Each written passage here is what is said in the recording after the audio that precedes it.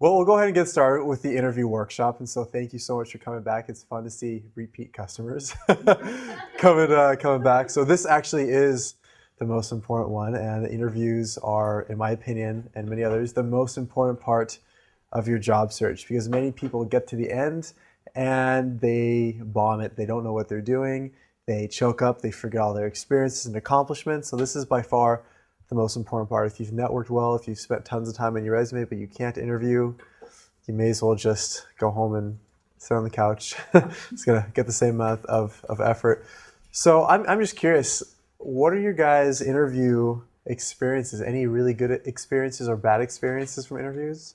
And Patty, you can type in too if you've had any.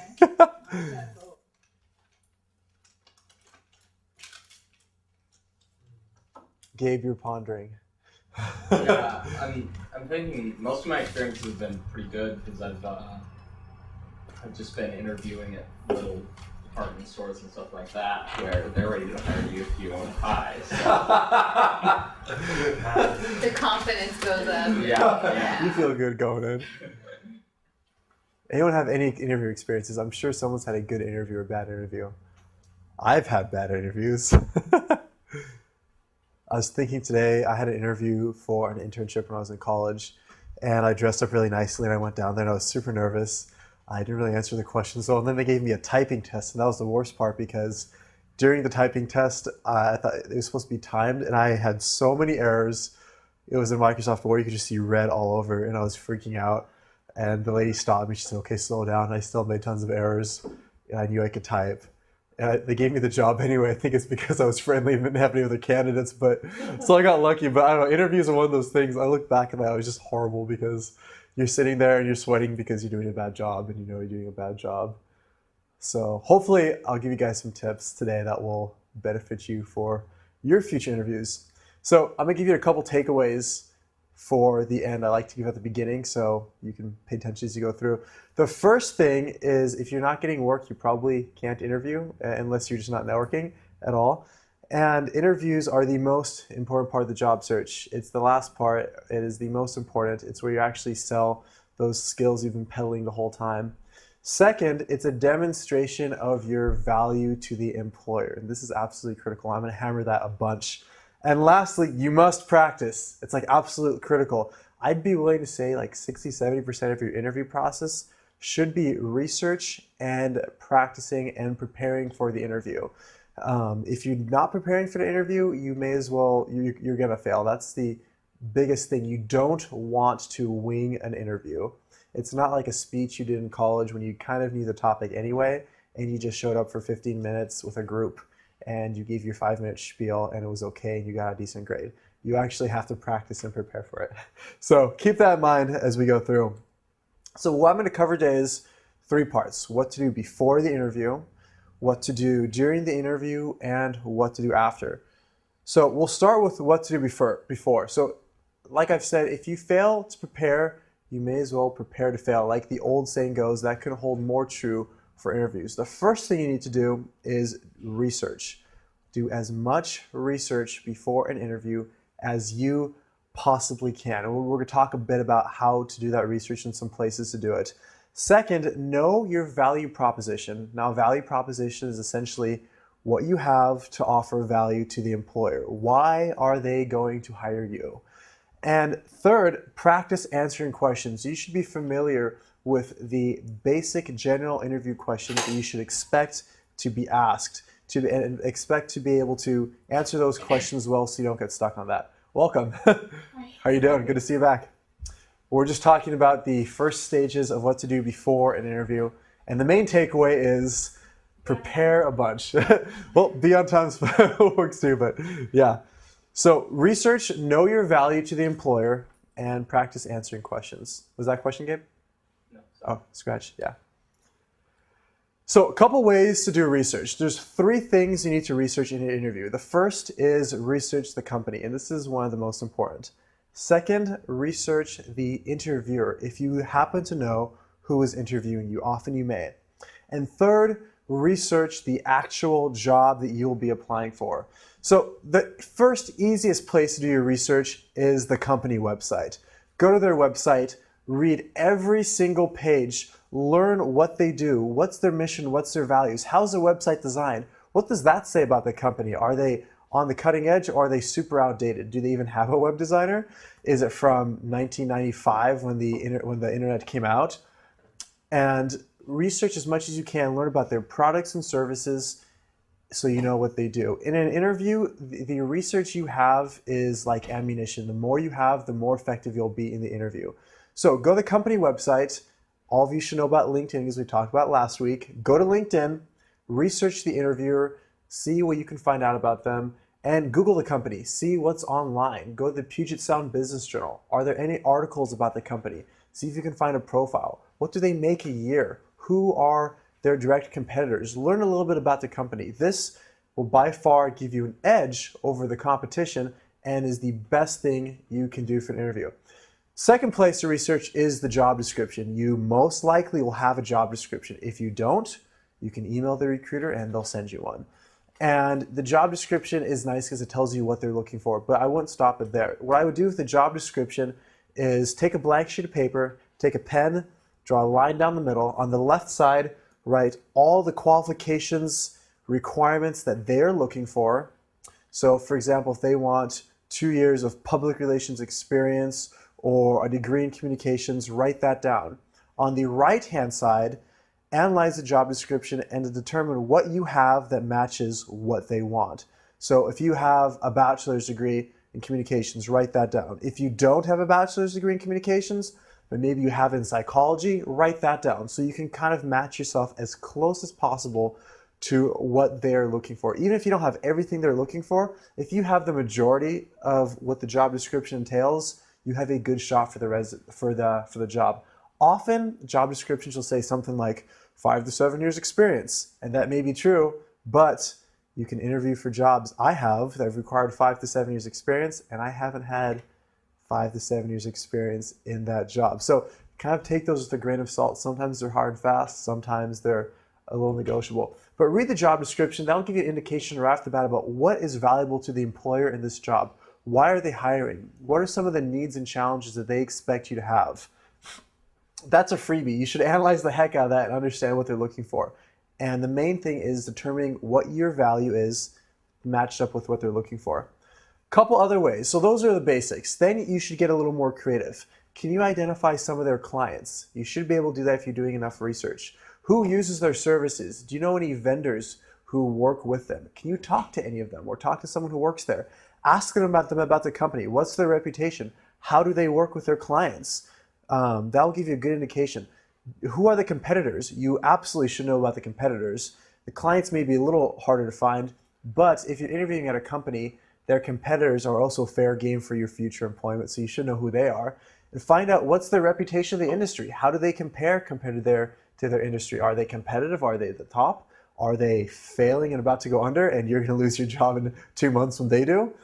Talk to current and former employees. This, once again, go to LinkedIn, type in your keywords, find someone who works at the company or previously worked at the company and get the ground level, the street level opinion of what it's like to work there. You can go on the website, they'll have their espoused mission and values, what they're about, and the great things that they're going to do for the world, but they may or may not actually be having those practiced in reality. So who's going to know better than the people who have worked there? I'll tell you, I had an interview last year where I contacted a girl who used to work at the firm I was interested in. It was a small firm. They had bare bones information other than their website.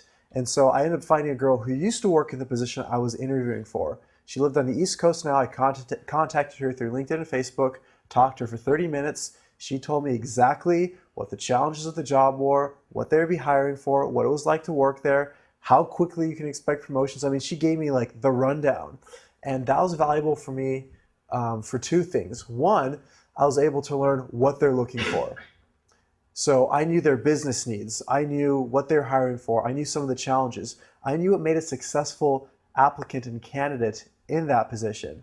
Secondly, I was able to determine, based on what I know about myself, that it would be a good fit, and all the things and challenges they said are challenges I know I could do, and I was very confident I would be a good fit for this position based on the job description I had and talking to her. And that, for me, was the most valuable. When I had the actual interview, it was so amazing to me how well prepared I was just by talking to her for those 30 minutes. And it really gave me the edge in the interview. And the interview is probably the best interview I've ever had. And the reason is because I talked to someone who works there. So if you can talk to someone who works there, it's even if they don't work there currently, that is like your best bet. And so what if they tell the company that you talked to them, hey, Dan just contacted me to research the company. Oh, well, what does that show? Dan's interested in this job enough to go hunt someone down. So some people often say, well, it's kind of iffy. Well, if you don't feel comfortable talking to someone who currently works there, find a past employee. And if it gets back to the company, it only works in your favor. Patty, I think you had a comment. No, I was thinking it also shows you're really resourceful. Mm-hmm. Exactly, that's a good point. And so if the way you go about your job search and define them and do your research shows them what type of employee you're going to be. And the interview is really about proving to them that you can do the job and add value to them. So those are just a couple ways. I'm sure you could probably think of a lot more creative ways to find people or talk to them, but do as much research as you can on the company beforehand. Hello. And that's going to be your biggest weapon. Any questions about that? So secondly, I talked about how to research companies. What are employers looking for? Well, every employer has different things, but it really boils down to three components. One, can you help them make money, save money, or make their life easier in some way? And I know some of you are thinking, well, what about church or nonprofit? Well, they're still organizations and they have to run a business. I don't care what they're doing. If it's a nonprofit, they have to make sure they're within their budget and they're going to hire you to help them out. No one hires you for charity. Even in a volunteer position, they're going to hire you because you have something to contribute or because you're interested in the topic. And so no one is going to hire you to develop your skills or help you become a better worker or advance your career. Forget that. They're hiring you to help them and bring them value. So can you make the money? How have you made money for past employers? These are questions you should ask yourselves. How can you bring in money? Do you understand the industry and their needs and have creative, innovative ways to increase their services? Can you save the money? Have you ever helped streamline something in the organization? Do you do what you do effectively? Are you a hard worker? Is your work going to be faster than someone else's so that you save them time and money because they're on a tight budget, especially these days? Can you make their life easier to help them make or save money? Can you solve problems? How have you solved problems? Do you need a lot of training? Are you going to come in and take 6 months to ramp up? Or are you going to hit the ground running right away and be able to contribute quickly as opposed to having your hand held for up to a year? These are questions they want to know. They also want to know, are you going to be easy to manage and work with? People like to work with people they like. And often people say, we promote diversity and equal opportunities, and that's true, but when it comes down to it, we'll take a diverse person if we like them because they're going to work well with us. And it's just going to make our lives easier. And subconsciously, they're still thinking that no matter what their website says or what they tell you. So people want to know if you're going to be a good fit, if you're going to make their life easier, and in the end, how are you going to affect the bottom line? So if you, the main reason this is critical is most people don't understand how their job fits in with the overarching mission of the organization. If you can show them that I understand how my job fits in and can help your company by making your life easier, taking the pressure off you as a manager or your team, you have an advantage because that when everything boils down to is why you have a job. You have a job to help them out. Not just, they're not hiring you to provide for your family, get your kids an education, or develop yourself as an individual. They're hiring you to help them out in some way. They're hiring your skills and abilities. And when you really boil it down, that's what it comes to. So keep that in mind as you interview. If your job and challenge knowing this is to determine how can you portray to them that you have the value you can add to help them accomplish one of these three things. And if you can do that, you'll be successful in the interview process. Comments? You said one of these three? All of those three. Yeah. If you can understand how you can affect those three, then you're going to be in a good shape. And they're really similar. I mean, making money or saving money is the same as making money because it's more money for them. So, and for managers, that's what they're really concerned about. They have a budget they have to adhere to. So, good comment though. So, adding value. I'm super good at math, not really. So I gave you guys a really complex formula. Your research combined with your self-knowledge is your value to the employer. So the first thing you do, like we talked about, is do the research. Know what they're looking for through your job description, talking to other people, what have you. Once you know what they want, determine what you have that matches it. It's about morphing yourself to them, not trying to see how they can benefit you. And that is the value that you want to tout to them. That's your value proposition. What makes you valuable to them. If you want to go above and beyond that, try to think of what you have that's valuable in a unique way, different than other people. So let's say a position wants you to be organized, disciplined, and have detail orientation. And you say, sweet, I've got those things. You want to harp on those in the interview. But maybe you're also someone who's really proactive and takes on new projects and finds new ways to accomplish tasks quicker. Okay, that's your edge. Sell those first three things, but sell that last part, because that's what's going to take you above the other candidate who was smart enough to, pitch themselves to the job description. So identify what your value is based on what they're looking for. The way I think of this is like a grocery store. Grocery stores are smart. I go buy food. Let's say I'm hungry. They know Dan's hungry. So what does Dan want? Dan wants food. We're going to give Dan food. Same way. What do they want? What do I have to give to them? That is what your value is. And that's why I buy cereal from the grocery store. So does that make sense? It's really complicated calculus. I'm amazed that I put together. But so with your value, one thing, I actually took this from Patty, is pretend you have cards. Identify your value, the 3 to 5 things about you that are most relevant and compelling to the job. And if you've done your research well, you should know that.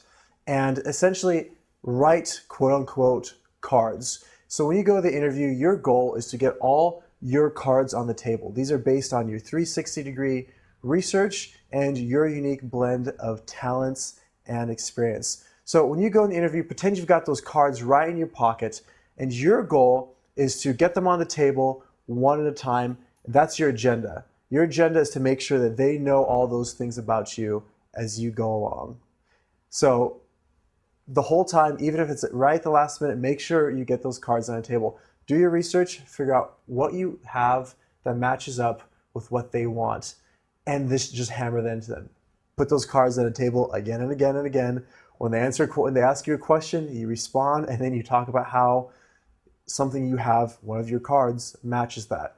But be nimble. If you're going in the interview and all of a sudden you realize, well, shoot, I misread the company and that's not really what they're looking for, try to work on your feet. But if you've done good research, you'll probably know exactly what they're looking for, and they'll be pretty transparent about that too. Any questions about that? Most people don't do enough research. They just go into the interview, they look at the website a little bit, and they practice answering questions. And you need to practice answering questions, but if you don't do research, you're not going to have the advantage, especially these days if you're competing against candidates who are smart and maybe are good enough to wing it on their feet and just think nimbly. You absolutely want to have your research. So for example, if you were in college, if you do a presentation, you don't just go and do it. You may be able to do it well, but if you practice, you'll be a lot smoother. You can know what you're doing. Same thing for an interview. Never go in winging it. Maybe we'll address this a little bit later, but I find that there's how to avoid just the buzzwords, particularly looking at job descriptions and stuff. Everybody's looking for the same. They're self-starters, people who are organized, people who are think for themselves. It's the same things that they're looking for, and how to craft selling yourself, your cards, in a way that's really what they're looking for, but that you're not sounding that you're just pitching the job description back to them. You're not sounding the same that everybody else is, but you're also not deviating so much from the job description that you're really not. I don't know. Mm-hmm. So you're not just using the same jargon that everybody else. Yeah. So it's not just. Well, what do you think we're looking for? Well, it says someone who's responsible and. I'm responsible. Oh yeah. Starter. That's me. Exactly. That's a good question. So if the way I look at it is, those are those general skills. Everyone says they're a team player. Everyone says they have great leadership. What does that even mean? Everyone says they have great interpersonal skills. Half of them don't. But the thing is, if you've done enough research, you'll know the best thing I'd answer that, and we'll probably talk about a little more too, is identify the business needs. So why is that position open? If you can find out why that position's open, do they always have turnover? Is it just a position that people aren't consistent in? they're probably going to care about that. They're probably going to care about the fact you're consistent. If you know what their business needs are, then you can use that. You can use the buzzwords with it, but you go a little deeper. So you say, "Oh, I'm very loyal to a company. I'm very reliable," and then you can actually give examples as opposed to just, "I'm reliable. Hire me. Job description, me. We match up. Good deal." Is that can help a little bit? A little bit. Like, so giving examples and actually, like, and how matching yourself to the descriptors, I guess, is how to follow through on that. So, I mean, I'd use the job description as the first part, but really talking to people is what's really going to give it. So let's say they want someone who's a team player, and give examples for that. Probably everyone's going to go and say they're a team player, but if you can give the example that you're a team player and talk about how you've been a team player and what it resulted in, that's going to be probably a little more compelling. So I'm trying to think of a position, for example, that I interviewed for. I talked to someone, and they wanted someone who could handle a variety of tasks simultaneously. And so everyone's going to say, "Oh, I can handle multiple unrelated tasks simultaneously." But what I really learned with them is they had several lines of business, and depending on what the project comes in, you're going to be shifting your workload. So then that made me think, okay, well, that's what I have to pitch it to. I'm not just using the buzzwords. I'm going to give them examples about how I can handle multiple unrelated tasks or set up projects and go with the flow and roll with the punches and still get it done. Patty, you sounded No, I think that's a good example. To tell a story, because past experience is a really good predictor of future experience. So if you can tell, and Dan will get into this a little later, on how to tell a really good, compelling story that illustrates that you have those skills, where you talk about a situation, and I don't want to get ahead of it, but there's a really effective way to communicate those skills, because you're right, anyone can say, "I'm good at multitasking," or "I'm really organized," or "I'm a self-starter."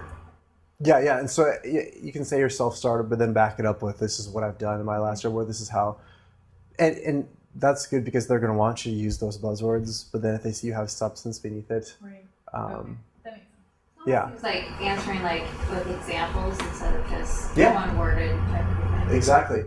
That's exactly it. You hit it right in the head. In fact, that's There we go. the next slide. So probably many of you have heard of PAR, which is a way to answer interview questions.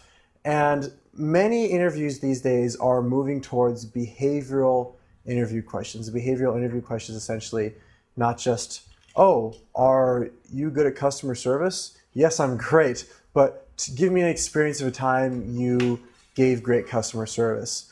And there's a couple of reasons for this. The main thing is it's actually been found that if you ask candidates behavioral questions consistently, it's better defendable in court if you try to sue them, and it's more predictive of a good candidate for the job. So more and more companies are asking behavioral questions, and it's good to ask them because they're harder questions. They get more to the meat of what the person's about. The way to combat that and to actually be able to express yourself in that situation is using, there's a variety of acronyms, but one of them is PAR, problem, action, result. So like you're saying, Jamie, speaking in examples. And so maybe someone says to you, "Tell me of a time when you handle a difficult client."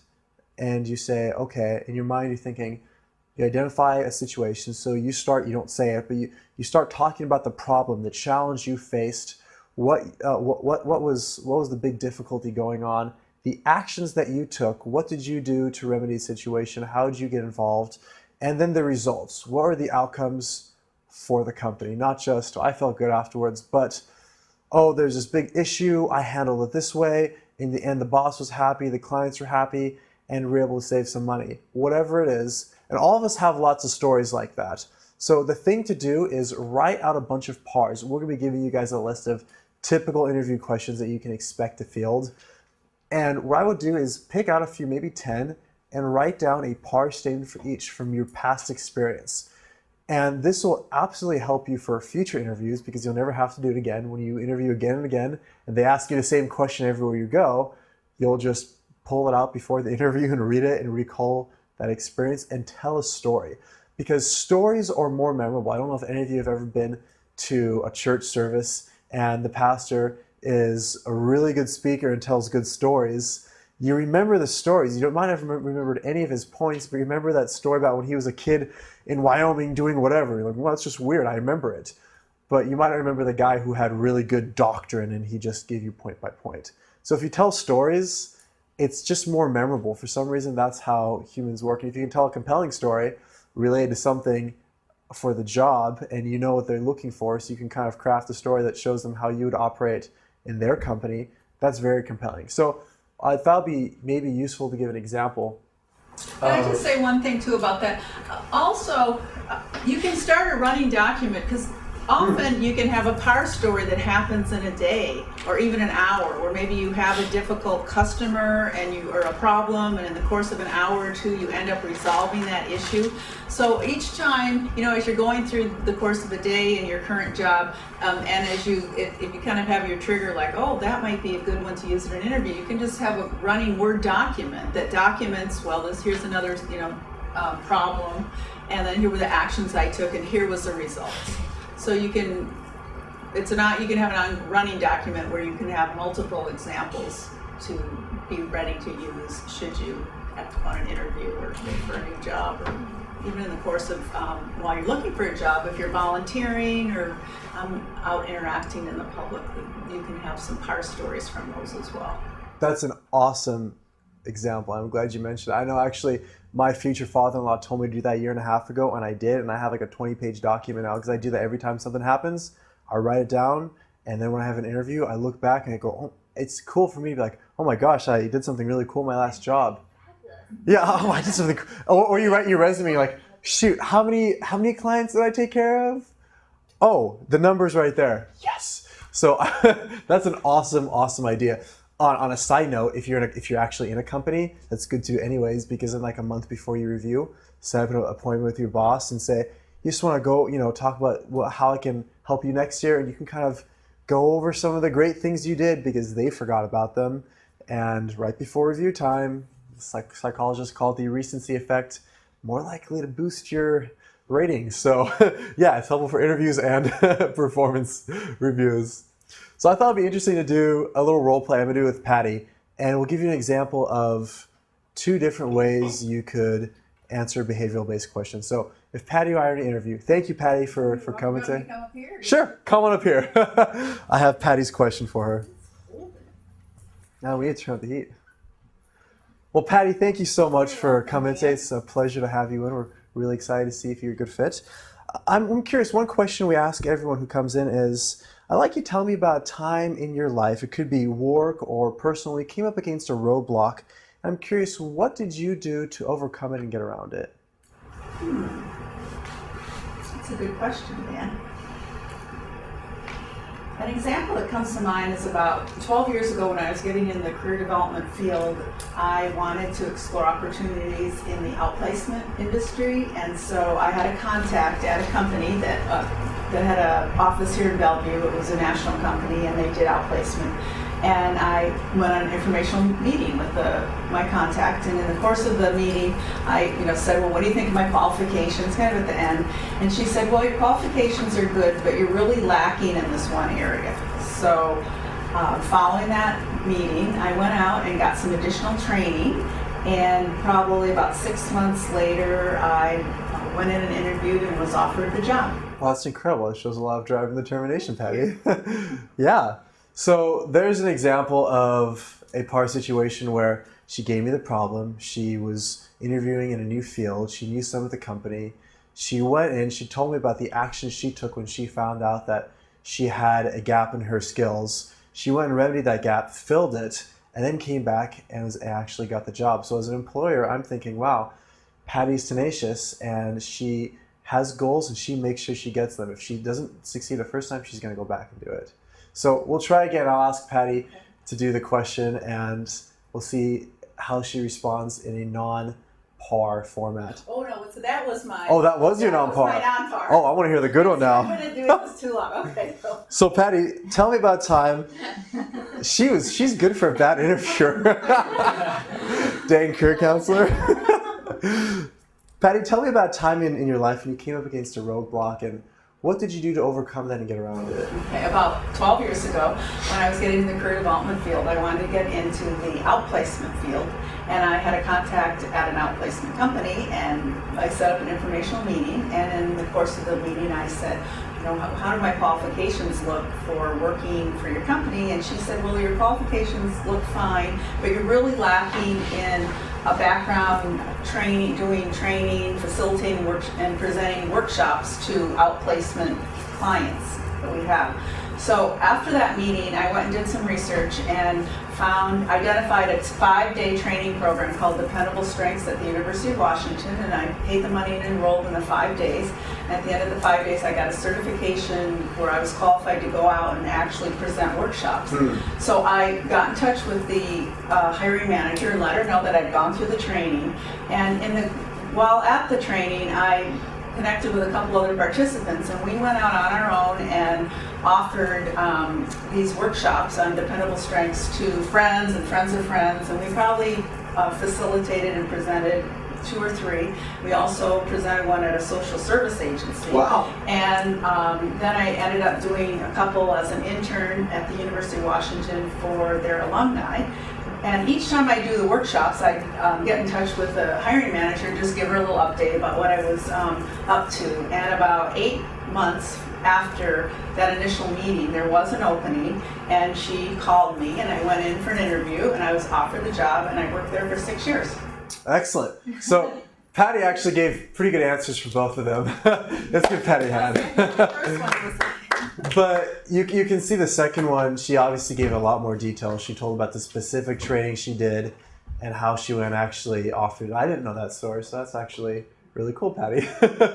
So what we're going to do, Patty's going to pass out a list of potential questions, and I want you guys to practice doing your own PAR. So what I want you guys to do is take 10 minutes, pick a question that you think you've been asked, or maybe you've even had trouble with an interview in the past, and write out a PAR. Write in detail as much as you can the problem situation from your past experiences, the actions you took, and the results that came with it. So what we're going to do is write one of those, and in 10 minutes we're going to get back together and partner up and practice with each other and give each other feedback on it, because I want you guys to actually see how this is done and give each other feedback. So if you're one of those people who writes really quickly and you get done in 5 minutes, write 2. You're going to keep it for your interviews in the future anyway. So any questions about that before we start this? Gabe's ready with his paper. Go. All right. Well, let's pull back together. Hopefully it was good for you to practice actually speaking to each other and practicing your PARs. Obviously, you just wrote them. It's not supernatural. One of the best things to prepare for an interview, which I highly encourage you to do, is do a mock interview.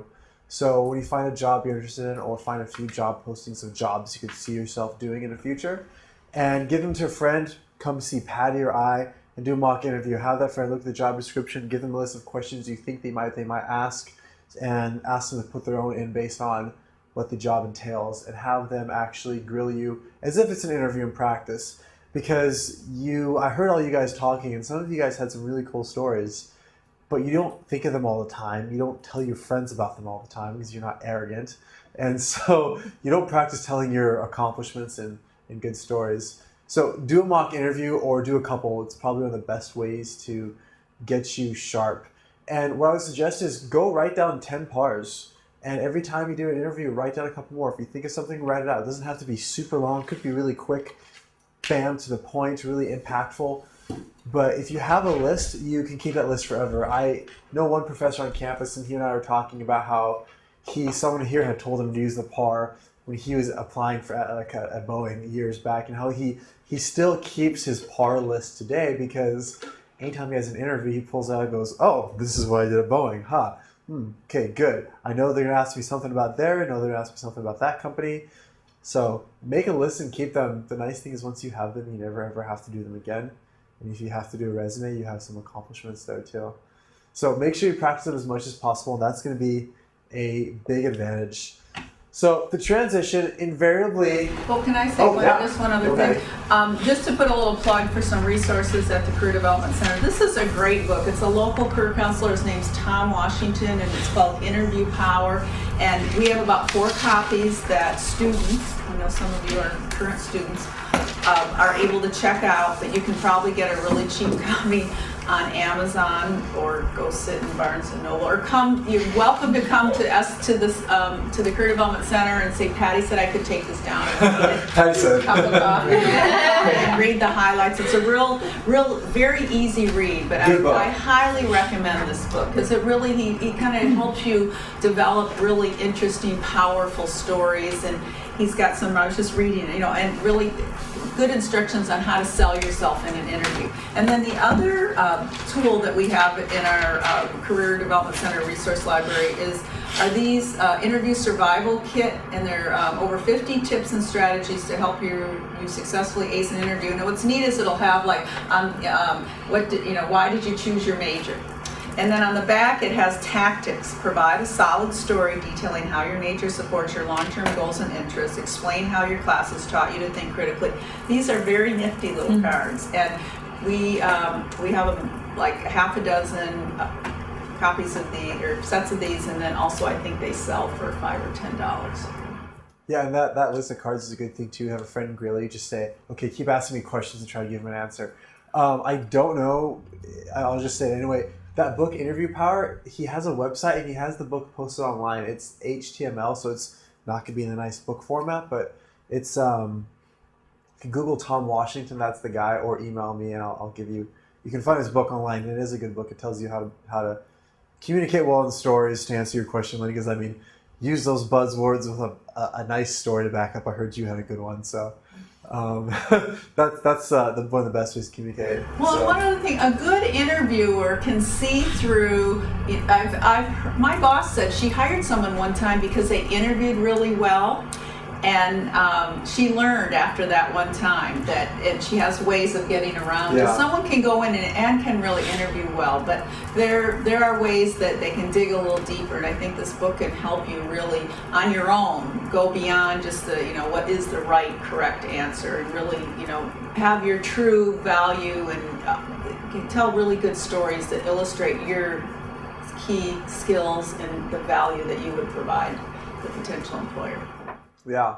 So invariably, thank you, Patty, you're going to come up against a situation where you're switching careers or you're a recent grad and you don't have lots of experience. So everyone always asks this question, what do I say if I don't have experience? So there's 3 strategies we're going to give you, obviously not exhaustive because you guys are probably a lot more creative than me, so you can think of a lot more.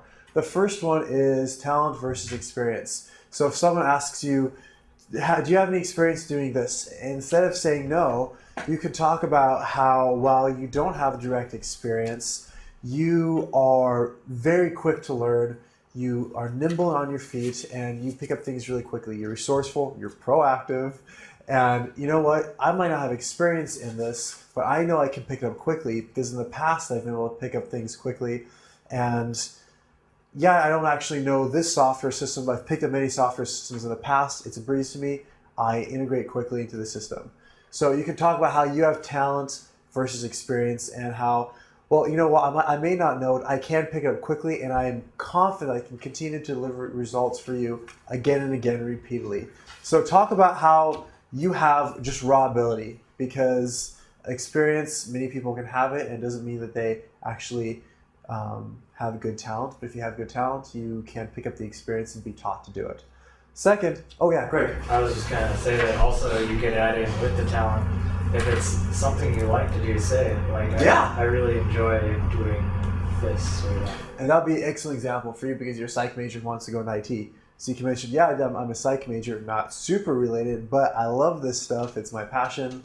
I do it on the side anyway. So yeah, you can talk about your aptitude for it too. That's an excellent comment.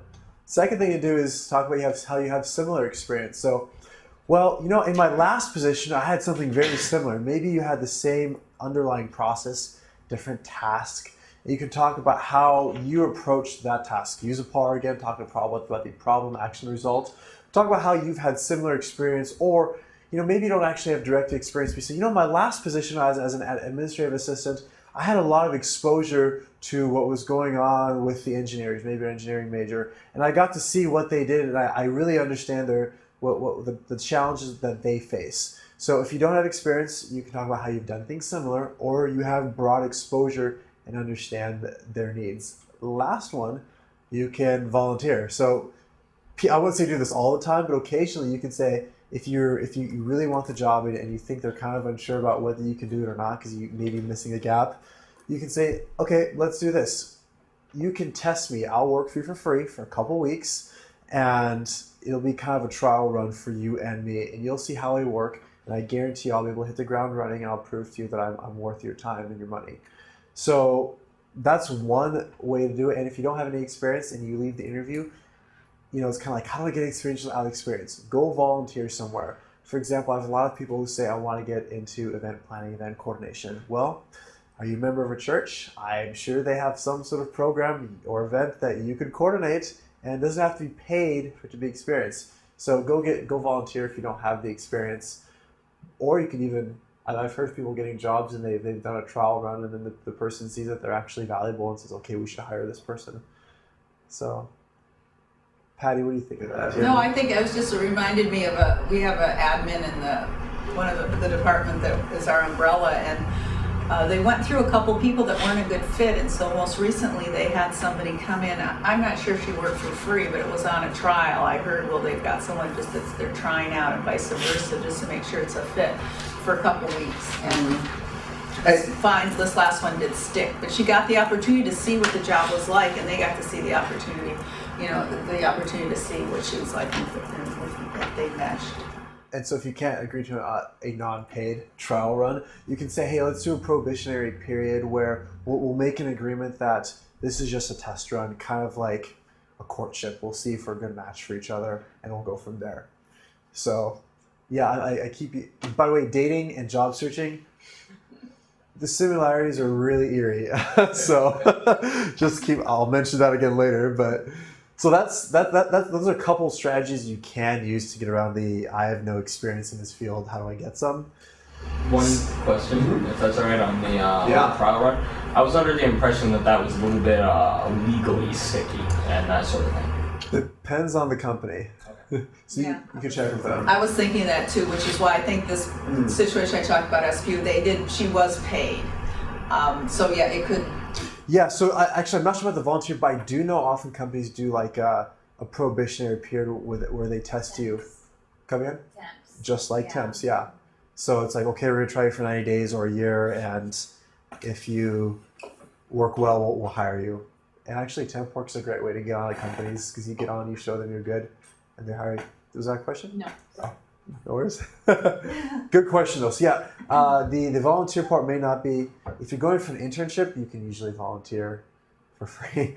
But for a job, there might be something, but you can usually do a probationary period where you still get paid, but they're under no obligation if they decide to let you go for no reason after X amount of time. So yeah, good comment. I should check into that though. To move on, asking questions. This is, I think, one of the most important parts of the actual interview process. So let's say you've gone through the questions. Most interviews will probably be approximately an hour, and they'll ask you questions for about 40 minutes. At the end, they'll give you about 10 to 20 minutes, usually about 15, and they'll say, do you have any questions for us? The worst thing you can say is no, because supposedly you've done a lot of research. We already talked about that. If you've done a lot of research, even if you've done a ton of research, you talk to every single former employee, which you probably can't do, you're going to have some questions. And if you've done good research, you should have even more questions. So by saying no, it's communicating to the employer that you really don't care about the job too much. Otherwise, you want to know, there's something you want to know about it. You want to know how the people are. You want to know what the hours are. You want to know what my office is going to look like. You have some sort of question. So always have at least 3 questions. And Patty, could you pass out there's a list with questions to ask in an interview, and I guarantee you all these ones will work. There's no behavioral or non-behavioral here. But asking questions is one of the best things you can do because it shows that you have done your research. So you should ask questions that are based on your research. to set you up for success. So instead of asking questions like, gee, what are your benefit packages like? Which, by the way, you should never ask. Never ask questions about yourself. Never ask about their salary, the benefits, the days off, work-life balance. Don't ask those questions. The closest you can ask is, what's the culture like here? You ask all those questions once they give you an offer. How many of you have a friend who just likes to talk about themselves all day? Everyone has one. We all know someone. If you have one of those friends, pretend that's who's interviewing you, and it's all about them. The interview is all about the employer. You're there to help them make money, not you. You're there to help them succeed, not you. So ask them questions about how you can help them out, not about what you can get for yourself. So that's a caveat. But always ask good questions. So a couple of questions I gave in there as examples. One of them would be, like, what's the reason for this position opening up?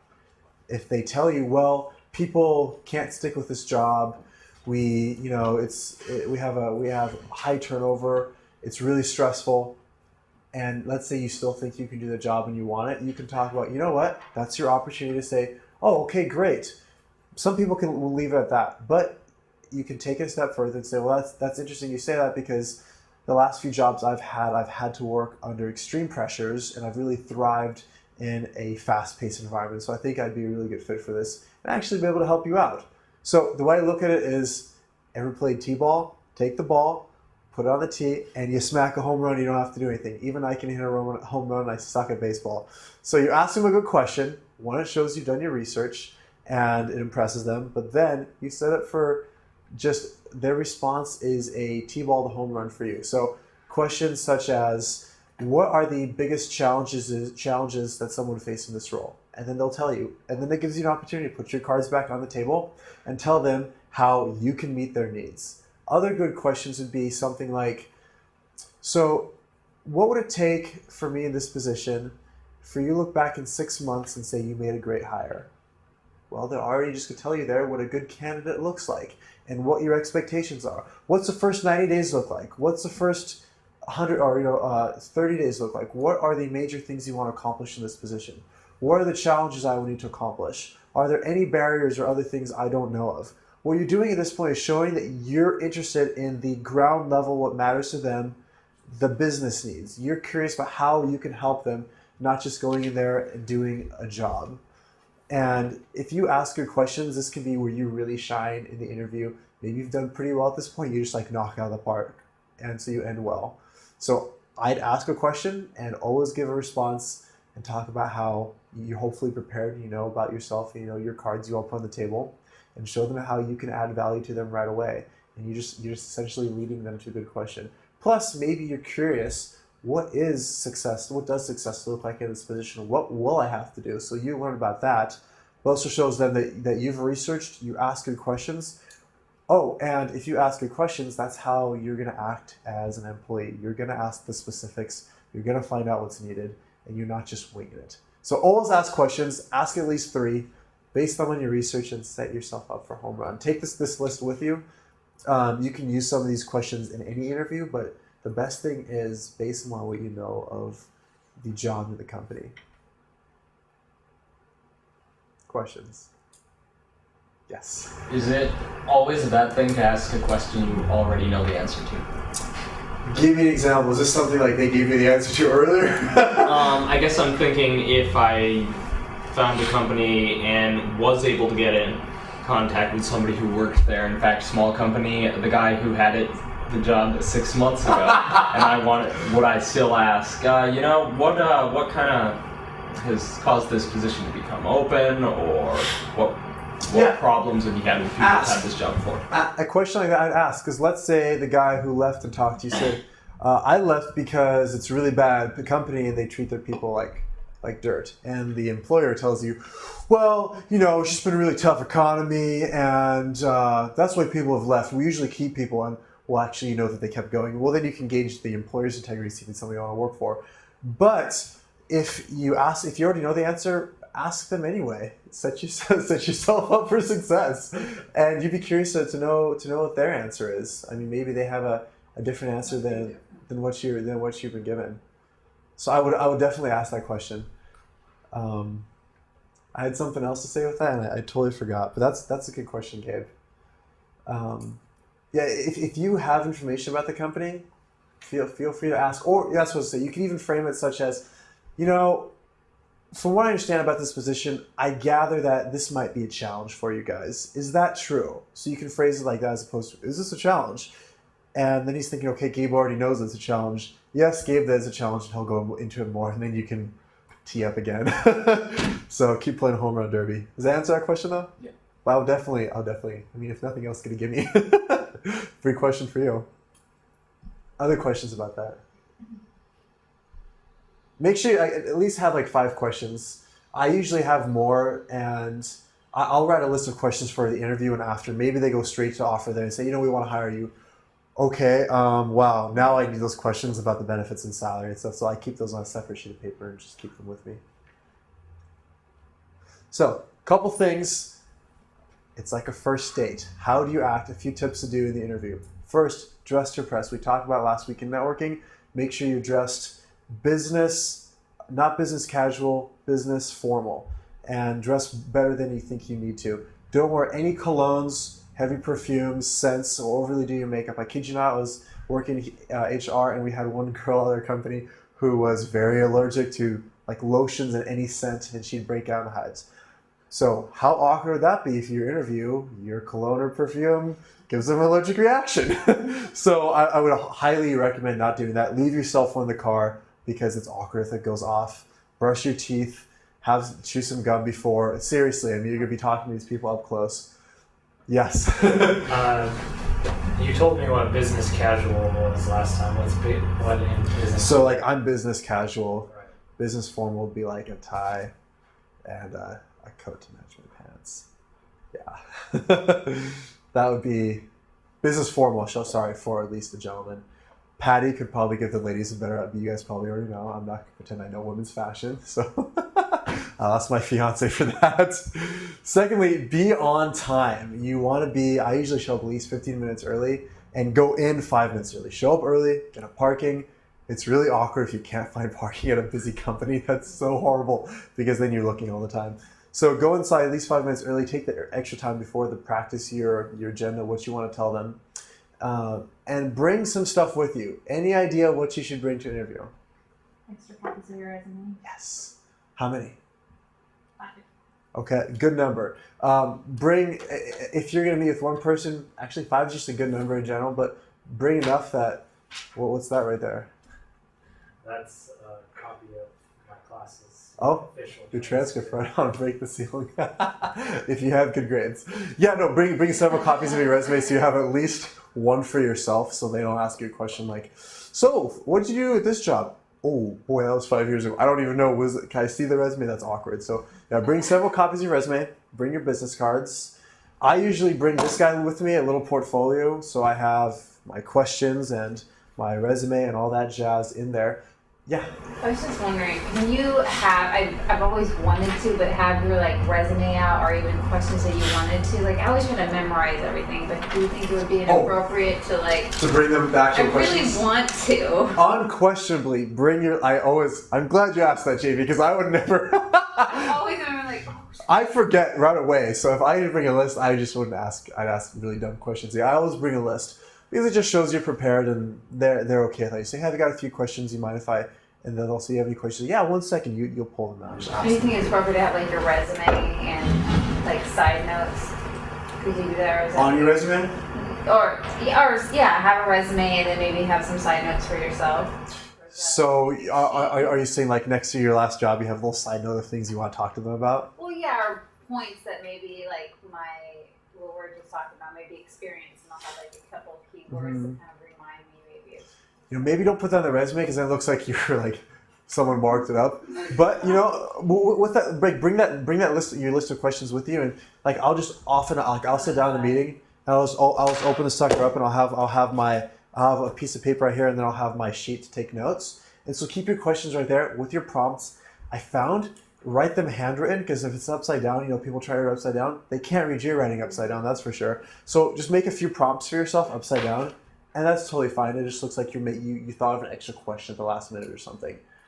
So I would do that. And I'm a big note taker. Yeah. And so I'll say in an interview sometimes, is I'll bring my portfolio just like Dan, and I'll just say, is it okay if I take a few notes? That's, that is how I process things in my old age. So, and I also will have my list of questions there because I'm the same way. I want to have those, I've spent time coming up with good questions, and I don't want to take the risk of forgetting. And no one's ever said, I don't think anyone's ever held it against me that I had my questions down there and took a few notes here and there. Just for you might want to jog something down that would be a good question at the end of the interview. And the same even for last week we talked about informational interviewing. I'd bring a list then too, because if nothing else, I've had people say, "Oh, I really appreciate you brought a list that shows you're organized." Even if I know them in my head, I'll still bring the list. So yeah, I think it's totally okay to have a list. And invest in some little sort of binder, bring a notebook. If you have a portfolio of your work, like not a portfolio, but an actual portfolio of samples of your work, bring that in too, because you're showing them, especially if you're doing something creative or artistic, bring them samples of what you've done. So if you lead training, what I do is I have all my workshops in a binder and I bring them, people say, here's the workbook, here's the slides, this is what I present. So they have bring that with you. Why not? Show them what you've done. If you've created any materials, show them this is what you've created. Say, I'm a training professional. I can put together training materials. So I script writer. Bring your script with you if you have any written. So feel free to bring portfolio. I know, Patty, you said you brought one when you interviewed here, and it just shows tangible bits of your work. So bring those stuff and have a conversation in the interview. Often people just get grilled, and you got to remember you're interviewing them as much as they're interviewing you, because you're giving them skills. You don't owe them anything. So have a conversation. Ask them questions as they go along. You can ask them, was that the type of information you're looking for after a question, or do you want more information about that? Ask them questions as you go along. Feel free to pepper a few questions. They may ask you questions, say, oh, could you give me an example? Or what's that like here? Make it a dialogue so you don't get grilled. It'll make it a lot easier on you. And I find if I go in for a conversation, I'm a lot less nervous. Often people won't even call it an interview. They'll call it a meeting, and it's an interview. So just go in for a meeting and have a conversation. Make a new friend. Find any way you can build rapport. If you see something about Hawaii on their desk, make some conversation about, oh, I've been there, yada, yada. Ironically, research has shown, and common sense would bear witness to, that if you build good rapport with people, a recruiter is more likely to view you favorably, and you'll have a better outcome in your interview. And it just makes common sense, but do that. Next, be enthusiastic and extroverted. It's amazing. There's actually been tons of scientific research on interviews. One of the things they found is a good predictor is extroverted behavior traits. Now, some of you may be saying, I'm not really an extrovert. This is kind of going to be a bummer. Well, guess what the good news is? If any of you have ever taken the Myers-Briggs or any assessment that tells you you're an extrovert, introvert, and lumps you in a bucket, well, the good news is you look at the question and you know how to answer to make yourself an extrovert that day if you wanted to. So anyone can fake being an extrovert. It doesn't have to mean shoot from the hip, but you just go, just act like an extrovert. Smile a lot, be really friendly, give a firm handshake always. And be enthusiastic. It's amazing. They've shown that actually is predictive of interview success. So, Gabe, you look like you had a question. I don't think so. Thanks. Well, if you have it, again, throw it out there. So yeah, just act extrovert. If you're not naturally an extrovert, don't have to be buck wild, but just act enthusiastic. No big deal, especially if you're excited about the job. And promote yourself. This doesn't mean you have to brag or just talk about yourself the whole time, but feel free to talk about your skills and accomplishments. And if you don't want to just say, oh, I did this and that, you can talk about, well, my boss always comments on the fact that I have excellent customer service. I frequently get comments from customers about this and that. If you have other people talking about you in that regard, it takes a little pressure off yourself, and it shows you're not an arrogant snob. But you got to think, they're bringing you in to talk about yourself. That's the point of the meeting. So feel free to promote yourself. Use body language, make eye contact the entire time. Never take your gaze off them unless it's for a quick second, because people view it as dishonest for some reason. And research has shown that if you have eye contact the whole time and you lean forward, have a good handshake, and smile often, you're more likely to have a favorable interview. I kid you not, they've done tons of research on this. Be honest, never inflate. If you were working in a group, don't say you saved the company. Talk about how you're on a task force or on a group, and talk about your role in the group and the way you impacted that result. But don't make it sound like you did the entire thing. If it's in your industry, they maybe know people who, or they could find out about it. It'll somehow come back to you, and then it's gonna be really awkward when you don't get the job because you just kind of lied a little bit. It's all about the company. Everything is about how you can help them make money and save money. We've hammered that a bunch, but it's all about what you can do for them.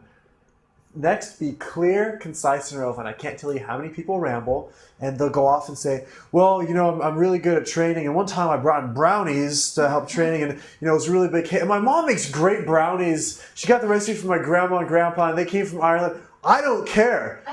Maybe it was cool you brought the brownies in and brought a treat to people, but stop it there. Be clear and be concise and relevant. Don't go, tell a story, but don't add details that aren't necessary, and make it relevant to the job. Often people, they feel anxious and nervous, and so they fill space by talking about random stuff. And don't do that. Lastly, be positive. This is very critical in interviews and your entire job search process. If you had a bad last boss, or you hate your job now, or you didn't like your entire career before, or you picked the wrong major and you hate your professors, don't say that. Never say anything negative, because if you go and interview and they say, why are you leaving this job? What about your job? Are you dissatisfied with anything? Don't give them anything to make them think that, okay, the way they're talking about, he or she's talking about this job is the way they would talk about me and my company in 5 years when they're gone, because they're not going to be here forever. So always be positive. If you were laid off, don't act bitter because you were laid off. Talk about how, you know, the company was running out of money, they had to reorganize, and they had to cut half the department, and a lot of people were laid off. Make it as impersonal as you possibly can, so that shows that, you know, I completely understand it was really a big disappointment, but if I was a manager, I'd understand I'd probably have to make the same decision, and just because of the situation they're in. So in that case, it shows them that you're optimistic, you're not out there to defame anyone, and you're not going to defame them when you leave. So those are some tips on how to act. Treat it like a first date. Put your best foot forward. One question, Yes. sorry, on totally fine. having a conversation. I know just normal interpersonal interaction, clarifying questions, active listening, that's a big deal. Oh, yeah. Do you want to, even just once or twice in an interview, do you want to rephrase a question and see if you're understanding it right before you answer it, or do you just plunge in? If you're confused, I would only ask that for a couple of reasons. One, if they're really unclear and you actually need it, or if it's a darn good question and you're trying to think of the answer. So if they asked you something like, what was your most memorable moment in your college career? You're like, crap, I don't think of that ever. And you say, wow, you can rephrase and say, wow, that's a really good question. So the most memorable moment in my college career, and it buys you a little bit of time to think. So use it to buy time, or if they were just really unclear. That'll probably happen more often with hiring managers, depending on what field you're in. The recruiters are usually trained and they're hired to be interpersonal, so you may have a hiring manager who's not as interpersonal. So feel free to use that only if you need to. Buy some time. Good question though, Gabe. You're shooting good ones on me today. All you guys are. So we're going to close up soon because it's 8 o'clock right now. Last thing I want to say, close strongly. Make sure you leave all your cards on the table. At the end, often people will say, is there anything else we should know? And make that your opportunity to say, well, based on what I've learned so far and this, and this, I think it'd be a great position. Let them know you love this job. Just like a spouse or significant other, they want to hear I love you. Tell them you love the job. Be enthusiastic, because they want to hire people who have 110% enthusiasm. I was talking to someone recently, and they're talking about how recruiters across the board agree with this. They don't want to hire people who are so-so. Be enthusiastic about the job. Let them know you love it. Even let them know, you know, this is a job. I would love to do this job. Let them know that. If the opportunity arose and you guys offered me this job, I would be really excited to consider an offer. And lastly, ask them what the next steps are, so you have a little bit of peace of mind and you know when to follow up if they don't get back to you first. Good question. I've been involved in some hiring at my current job, and we've had some interviewees who came across like really strong, like I am the strongest, like I am the best fit for this role, and some of it's like, okay, seriously, Too much. a little bit too much. But at the other hand, like being like, I feel like I'm a really great candidate for this. It like, it's at the same time like not being strong enough. Like where's the balance? Yeah, that's so you don't want to be the one who just pushes people over. You don't want to say, yeah, I'm a I'm big thinking- person. I'm but thinking at I'm the good. same time, like I could be a really good fit Mhm. for this if you think so. But yeah. whatever, it's up to you guys. So, well, one thing I've heard, and that's actually, I'd be curious to hear your opinion of what you saw was most effective. But one thing you could say is, I know you have a lot of other candidates who are probably really well qualified. However, based on what you've told me and my skills, I feel really confident that I can do this job, and I would be delighted to accept it if the opportunity came. So you let them know you want it. It's firm enough where you say, I'm committed to it, but you're not like going out there and just throwing yourself at their feet. What from what interviews you've had and been involved in, what do you think has been resonated most with you? I think people who seem really sure in their own skills, because I guess that's more like it's more as long as they're selling themselves and they're certain in their own skills, that's what we can go off of. It's more when they're telling us what to think in terms of You need to hire right, me. exactly. Your company's good. that I can be best for you and what you need, I can fill that role isn't that was more what was really off-putting. Was the really you know what we need was kind of was what was off, but just being more secure in their role was those were more the candidates that we were leaning towards. So But being confident but not being confident in their own skills versus being confident in the job, I This guess. is so like dating. Like seriously. Yeah, really, like, it dating someone, you don't want totally a totally cocky is. person, but a woman wants someone who's very sure of themselves. Exactly. Exactly. Same It's vibe. it's just like dating. So it makes you beg the question: if you're good at interviewing, can you be good at the anyhow? But no, but seriously. So I mean, then be enthusiastic. I guess it'd be like yeah, like be enthusiastic, but genuine too. So if you're not the type of person who's super energetic, be energetic, but don't be to the point where I guess it's like faker in your face, because that's like the salesman at the store who keeps trying to sell you something you don't want, and you're like, all right, come on. So that's the last thing to close strongly. And then lastly, I won't go into this too much, but do your follow-up, send them a thank you card and email outlining some of the things they talked about and how you think you'd be a good fit for them. You absolutely must do this. It's not really an option. If you can't get their name and card, I mean, then you can't send them a card, but you should be able to send them at least an email, and always ask them at the end, hey, may I have your business card, and give them yours, and follow up like that. Kind of finish the cycle strong. So to recap, and then they'll be impressed. To recap, we talked about before the interview, you got to research, know your value, create your PARs, practice, do mock interviews. In the interview, have a conversation, ask them questions, good questions. Be enthusiastic, present your value, and at the end, follow up with a thank you card and an email. With that, thank you guys for coming. It's been a pleasure to talk to most of you who came the last couple weeks. And best of luck in your own job searches. Feel free to connect with Patty and I. I have business cards if you guys want to keep in touch or ask any questions in the future. And I'd love to hear when you actually land somewhere, because it's cool to see if anything we did was helpful, and to hear how you guys are doing. So that's what inspires Patty and I to do what we do. So. Well, let's give Dan a hand. I mean, he's done a great Well, thank job. you. And Patty too.